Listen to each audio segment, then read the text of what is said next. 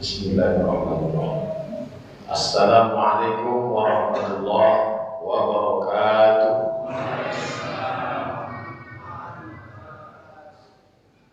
Alhamdulillahirabbil alamin, wassalatu wassalamu ala asyrafil khalqi ajma'in, sayyidina wa maulana Muhammadin wa ala alihi wa sahbihi wa man da'a bi da'watihi wa istanna bi sunnatihi ila yaumi liqa'i rabbih wa ba'd.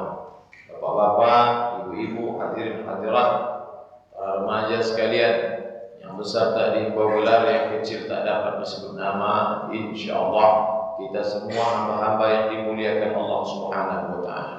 Amin ya rabbal alamin. Ayat yang dibacakan oleh qari kita tadi bercerita tentang suatu perjalanan yang hebat yang dilakukan oleh seorang nabi bernama Muhammad sallallahu alaihi wasallam minal Masjidil Haram yang sekarang terletak di Saudi Arabia ilal Masjidil Aqsa yang sekarang terletak di bumi Syam, tepatnya negara Palestina yang sedang dijajah oleh Israel laknatullah alaihim ajma'in. Semoga Allah memberikan kemenangan di masa akan datang insyaallah. Amin ya rabbal alamin.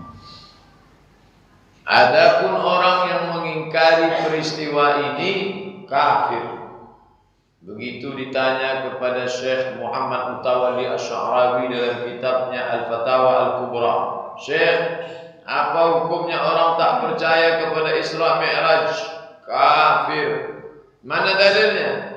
Afatu'minuna bi ba'dil kitabi wa takfuruna bi ba'd. Apakah kalian percaya kepada sebagian Al-Quran dan mengingkari sebagian? Mesti percaya dari Al-Fatihah sampai An-Nas. Saya kalau ayat solat percaya, tapi kalau ayat jilbab tidak percaya, kafir. Saya kalau ayat solat percaya, kalau ayat politik tidak percaya, kafir. Saya kalau ayat puasa percaya, tapi kalau ayat Isra Mi'raj tak masuk akal. Cepat-cepat bertaubat sebelum mati masuk neraka jahanam. Khalidina fiha abada. Oleh sebab itu, maka ayat ini tidak boleh diingkari. Siapa yang mengingkarinya berarti mengingkari Al-Quran, dan orang yang mengingkari Al-Quran kafir. Bahwa kapan peristiwa itu terjadi, pendapat yang masyhur, yang populer, itu pendapat Al-Hafiz Abdul Ghani Ibnu Surur Al-Maqdisi. Kata dia 27 Rajab. Bahwa nanti ada pendapat Ibnu Ishaq, ada pendapat Imam Az-Zuhri, ada pendapat ulama kontemporer yang bukunya terbaik bestseller seluruh dunia dalam kitab Ar-Rahib Al-Maktum Syekh Safi Rahman Al-Mubarakfuri. Itu banyak pendapat, tapi yang masyhur adalah pendapat Al-Hafiz ahli hadis yang disebutkannya dan masyhur di kalangan para ulama, bahwa kita malam ini tidak tepat pada malam itu. Yang namanya momentum yang dipakai bisa jadi bulannya Rajab. Yang penting adalah pelajaran apa yang bisa kita ambil. Maka saya ringkaskan pada 5 poin yang bisa kita ambil dari perjalanan Al-Isra wal Mi'raj Nabi Muhammad sallallahu alaihi wasallam. Pelajaran pertama, apa dia? Bahwa peristiwa ini terjadi setelah meninggalnya 2 orang yang paling dicintai oleh Nabi sallallahu alaihi wasallam. Yang mengatakan ini terjadi pada tahun meninggalnya ini disebutkan dalam kitab yang ditulis oleh Syekh Mustafa As-Sibai, Sirah Nabawiyah Durus wa Ibar, sejarah Nabi, pelajaran-pelajaran dan iktibar yang bisa dipetik dari perjalanan Nabi Muhammad sallallahu alaihi wasallam. Dia ahli hadis, mendapat gelar doktor dari Universitas Al-Azhar, orang Damaskus Suriah, sudah meninggal dunia. Dia juga yang menulis kitab as-sunnah hujjiyatus sunnah. Kekuatan hadis sebagai hujjah untuk mengingkari, membatalkan argumentasi orang-orang yang ingkar kepada hadis-hadis Nabi Muhammad sallallahu alaihi wasallam. Ditulisnya kitab As-Sunnah wa makanatuha fit tasyri'il islami, kedudukan sunnah dalam syariat Islam. Dia salah satu ulama yang mengatakan peristiwa ini terjadi di saat meninggalnya dua orang yang paling dicintainya. Siapa itu? Abu Talib dan Khadijah. Abu Talib paman, belum lagi dia lahir ke atas dunia sudah meninggal ayahnya. Diabadikan dalam syair Al-Barzanji. Walamma tamma min hamlihi, ketika sempurna hamil ibunya, syahrani 2 bulan, ala ashuril aqwalil marwiyah, menurut hitungan bulan qamariyah, sempurnalah hamilnya, maaf 2 bulan dalam kandungan. Tufiya bil Madinati, meninggallah ayahnya di kota Al-Madinah.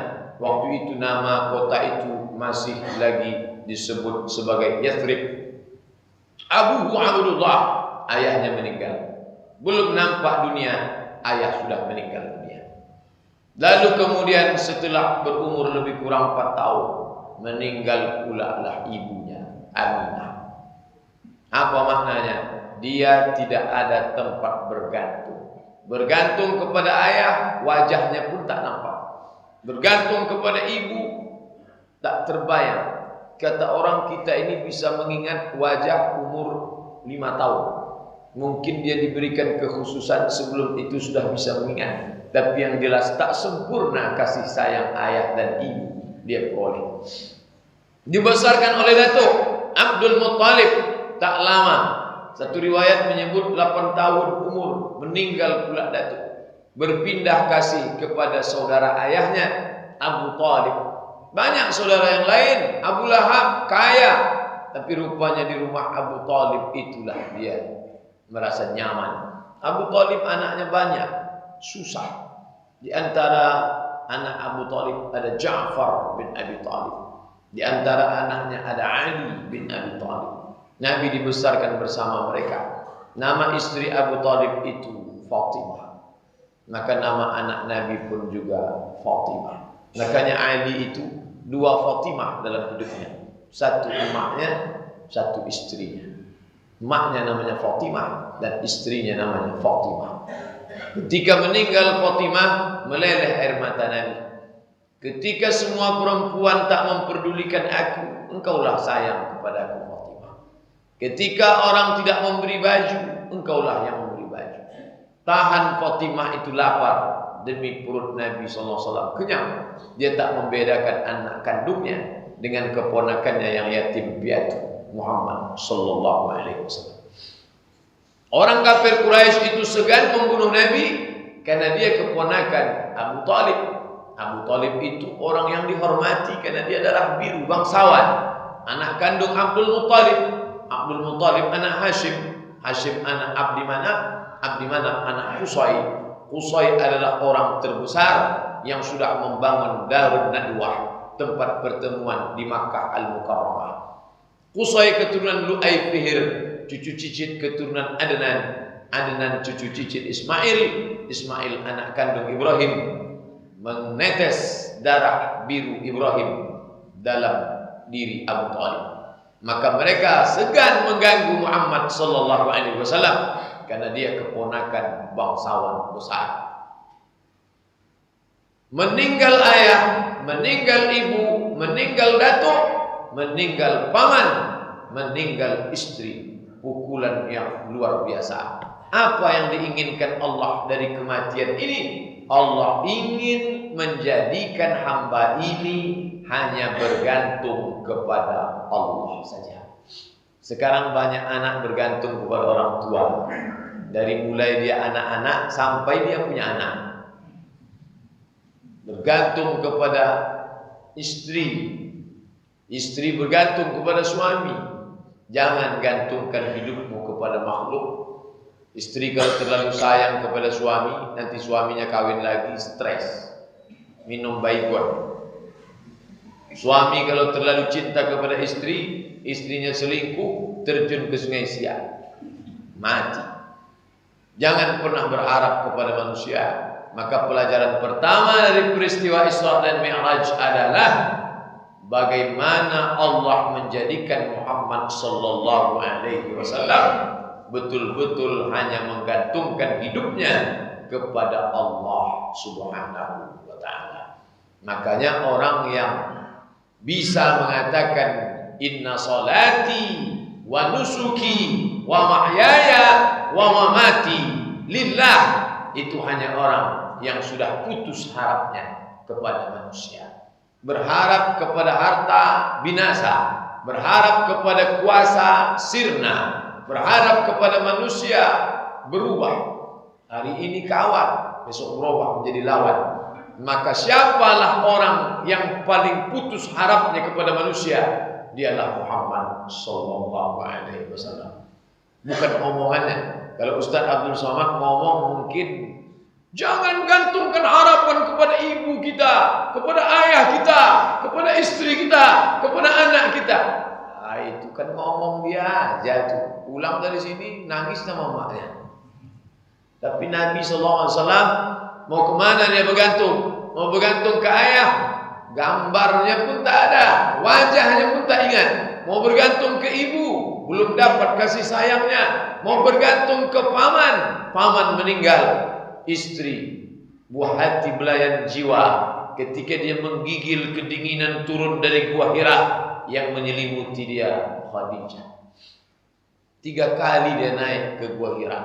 Pertama umur 38, kedua umur 39, ketiga umur 40. Sekalipun Khadijah tak pernah marah.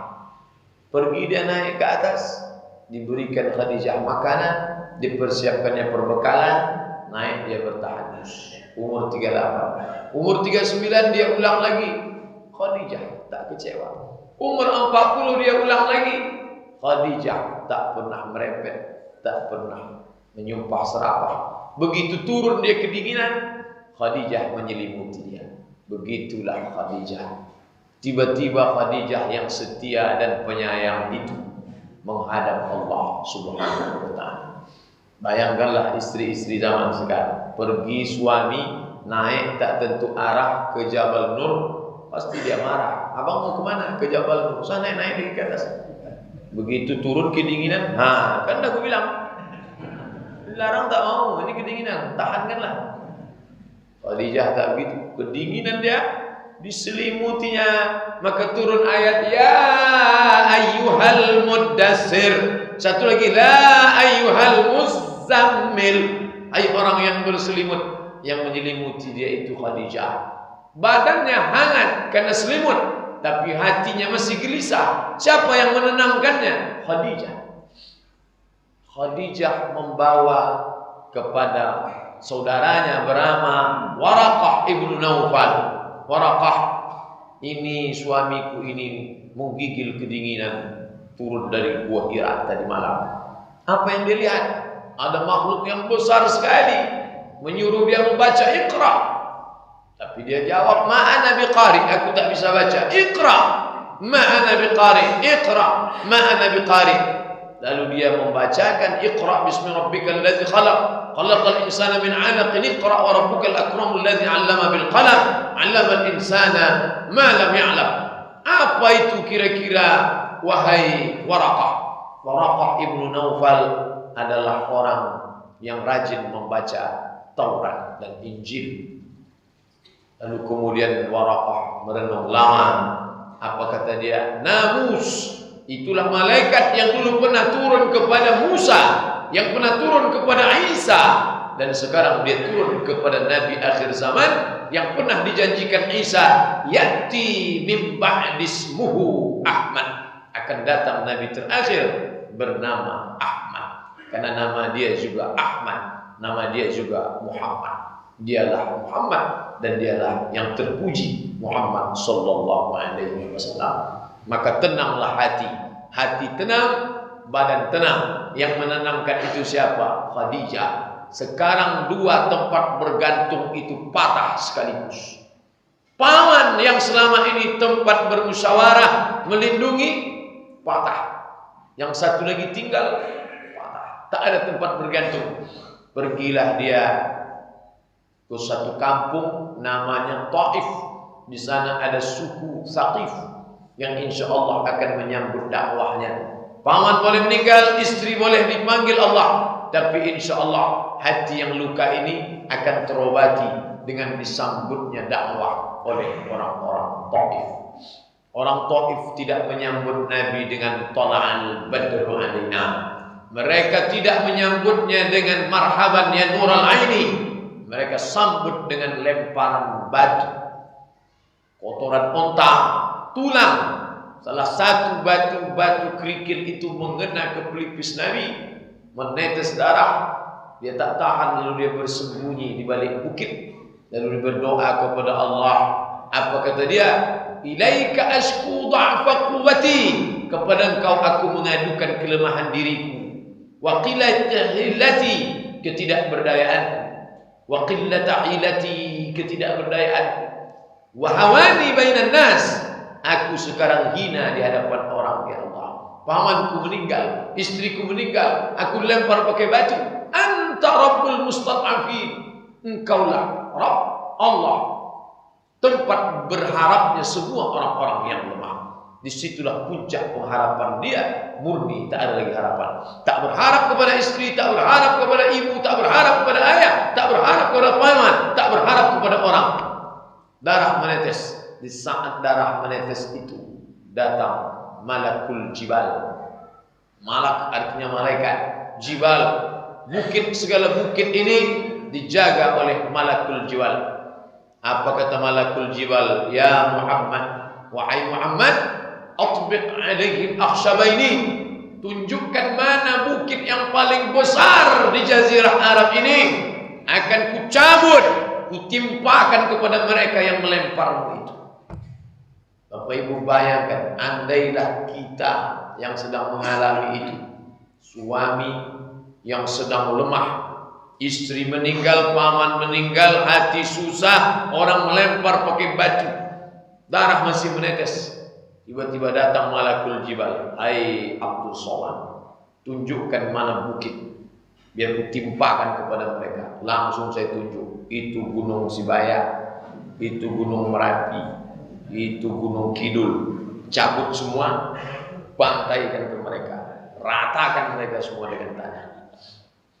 Sakit betul hatiku ini. Nabi Muhammad sallallahu alaihi wasallam. Apa kata Nabi? Berdoa kepada Allah, semoga ayyukhrijallahu min aslabihim man ya'budullaha wahdahu wa la yusyrika bihi syai'a. Ya Allah, keluarkanlah dari tulang sulbi mereka anak cucu cicit yang akan menyembah Engkau dan tidak mempersekutukan Engkau dengan apa. Adakah kesabaran yang lebih hebat daripada Muhammad sallallahu alaihi wasallam? Darahnya masih menetes. Di saat itu juga cash and carry, malaikat datang menawarkan, mana bukit ya Muhammad, akan kutimpakan. Di saat itu juga maafnya, di saat itu juga ampunannya, malah doanya, keluarkan anak cucu mereka yang akan menyembah Engkau. Doa itu dikabulkan Allah. Sekarang kampung Taif itu 100% Muslim. Apa bedanya dengan kita?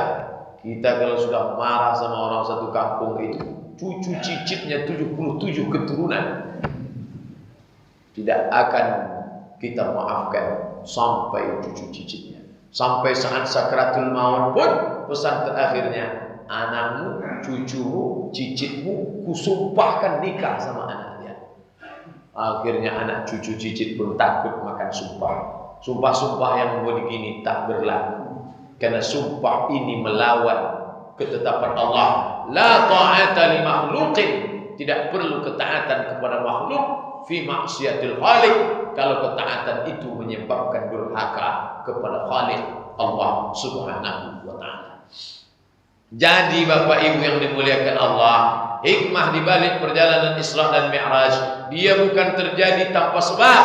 tanpa kronologis. Ada beberapa peristiwa yang terjadi sebelumnya, di antaranya adalah bahwa Allah ingin Muhammad sallallahu alaihi wasallam hanya menggantungkan harapan kepada Allah Subhanahu wa taala. Jadi pelajaran untuk kita apa? Jangan gantungkan harapan kepada selain Allah.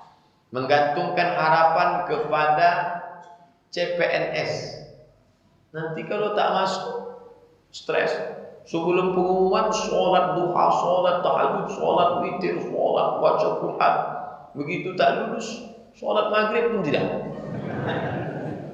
Gantungkan harapan kepada Allah. Saya begitu ikut tes dulu, saya tanya emak saya, gimana nih mak, lulus apa tidak? Saingan banyak, rezeki tak berpintu. Kalau kau lulus, Allah menakdirkan lulus. Kalau tidak, kata Allah, semua orang di dunia ini mengatakan lulus tidak. Gantungkanlah harapanmu kepada Allah. Tapi orang tua kita masih ada. Nabi Muhammad SAW orang tuanya tak ada lagi. Kemana dia mau bercerita? Oleh sebab itu, maka belajar dari ketiadaan, dari ketidakadaan. Kalau sekarang ada istilah namanya from zero to hero, dari kosong ke puncak. Mana tokohnya? Motivator-motivator yang di hotel itu dari zero to hero, orangnya mana? Teori, tapi itu ada pada Nabi Muhammad sallallahu alaihi wasallam. Memang betul-betul zero. Zero itu apa? Kosong. Ayah tak ada, emak tak ada, datuk tak ada, paman tak ada, istri tak ada. Kosong. Tapi ada yang maha besar. Siapa dia? Allah Subhanahu wa ta'ala. Itulah yang kita pesankan kepada anak cucu kita. Pesan Isra Mi'raj ini, anakku, aku akan pergi menghadap Allah. Dunia yang kau hadapi ini penuh dengan tantangan, cobaan. Jangan kau sampai hanyut. Idza dhaqat 'alaika dunya faqul ya Allah. Kalau sempit kau rasa dunia, maka katakan ya Allah. Jangan sampai nanti kita mati dia serasa sempit, pergi dia ke Jogja, pergi ke pantai nyari Nyi Roro Kidul. Jangan sampai dia pergi ke Pulau Jawa, mau ngapain? Nyari tuyul. Kenapa? Karena dia tidak membesarkan Allah Subhanahu wa ta'ala. Ya ayyuhalladzina amanu, hai orang beriman, ista'inu, mintalah tolong kepada Allah bisabri, dengan sabar, wassalah. Ini pelajaran pertama. Allah ingin hambanya itu jangan sampai berharap melainkan hanya kepada Allah Subhanahu wa ta'ala. Pelajaran yang kedua, ketika dalam hidup ini kita jatuh sejatuh-jatuhnya. Ada orang mengatakan sudahlah jatuh ditimpa tangga, diterkam kucing lagi. Ada lagi mengatakan jatuh katak. Macam mana jatuh katak? Perutnya ke bawah. Kalau jatuh kucing, kakinya. Kalau jatuh katak, kaki ke atas, perut ke bawah. Lotok katanya. Jangan pernah berputus asa. Tidak ada orang yang paling jatuh melainkan jatuhnya Muhammad sallallahu alaihi wasallam. Ketika dia jatuh, rupanya Allah mau mengangkat dia ke tempat yang setinggi-tingginya. Itulah peristiwa Subhanalladzi asra bi'abdihi lailan minal masjidil haram ilal masjidil aqsa. Dari Masjidil Aqsa naik pula Sidratul Muntaha. Untuk apa? Linuriyahu min ayatina, untuk kami tunjukkan kepada mereka ayat-ayat, tanda-tanda kebesaran kami di hadapannya. Begitu kata Allah Subhanahu wa ta'ala. Apa maknanya? Kalau engkau sabar menerima ujianku, kalau kau sabar menerima caci maki, sumpah serapah, hinaan manusia, akan kuangkat engkau setinggi-tingginya. Maka ungkapan-ungkapan orang badai pasti berlalu, itu semuanya adalah sama macam ungkapan ini. Tapi badai pasti berlalu itu bukan dari ayat Quran, bukan hadis Nabi. Begitu goncangan hidupnya, lalu dia curhat, gimana nih bro, hancur betul hidupku. Tenang friend, badai pasti berlalu. Wow. Datang ngadu ke kawan satu lagi, gimana nih aku sudah stres ini. Habis gelap terbitlah terang. Gitu pesan Raden Ajeng Kartini. Habis gelap terbitlah terang. Kartini dulu, Kartini yang sekarang berangkat gelap balik terang. Artinya apa? Itu adalah menjanjikan jangan pernah mengatakan hidup ini gelap. Karena kalau sudah gelap, napas sesak. Makanya anak kecil tak boleh mati lampu. Kalau sempat mati lampu, tuh cepat hidupkan lilin, cepat hidupkan lilin. Anak kecil itu cepat sesak napas. Kenapa? Sesak napas tak bisa memandang gelap. Maka ketika gelap, nampak cahaya lilin terang. Jangan sampai kita digelap. Karena orang kalau sudah gelap, tengok kanan gelap, kiri gelap, gelap dunia ini, itulah orang kalut, bunuh diri, mengakhiri hidup. Orang Jepang kalau sudah gelap, malu, stres, depresi, ambil samurai, tusukkan ke jantung, harakiri, mati. Menurut dia mati menyelesaikan masalah. Dalam Islam mati itu adalah mengatasi masalah dengan masalah. Kalau iklan yang kita dengar, atasi masalah tanpa masalah, pegadaian syariah. Kalau bunuh diri itu menyelesaikan masalah dengan masalah. Dari satu masalah pindah ke masalah yang lebih besar. Karena ketika kita tusukkan ke tangkai jantung kita, mati kita, maka dia di neraka jahanam khalidan mukhallada fiha abada, menusukkan api neraka selama. Kalau dia tuangkan racun baygon ke mulutnya, maka dia akan menuangkan api neraka selamanya. Kalau dia terjun dari tempat yang tinggi, kondominium lantai 100, pecah otaknya, berserak macam bubur sumsum. Ingat dia sarapan pagi. Maka dia akan terjun dari bukit di neraka, akan terjun ke dalam khalidan mukhallada fiha abada. Kalau dia menggantungkan dirinya, stres, gelap, tengok ke atas, selendang ayunan anak melambai macam tangan bidadari, digantungkannya. Begitu diikatnya, sebelum melompat ke bawah ada pula HP, foto dulu sebentar. Akhirnya aku akhiri segalanya. Maafkan friend, utang kita lunas ya. Lompat ke bawah. Rupanya dia tak mati, kayu itu patah. Jangan pernah mengakhiri hidup. Isra Mi'raj mengajarkan kita, ketika engkau jatuh sejatuh-jatuhnya, selalu sabar, maka di balik itu Allah akan angkat engkau setinggi-tingginya. Berapa banyak orang yang ketika jatuh Buya Hamka dalam hidupnya, begitu dia jatuh kena fitnah, difitnah ingin menggulingkan presiden, difitnah ingin membunuh presiden, difitnah ingin merubah konstitusi negara, jatuh sehina-hinanya, tapi sampai hari ini namanya tetap dikenang orang. Detik ini dari sekian ratus juta penduduk Indonesia, dari Maghrib ke Isya ini, pasti ada di Indonesia ini yang sedang baca tafsir Al-Azhar. Besok pagi, setiap hari terus ada orang yang pernah membaca tafsir Al-Azhar. Buya Hamka dijebloskan ke dalam penjara. Terlintaskah dalam pikirannya ingin bunuh diri? Ya.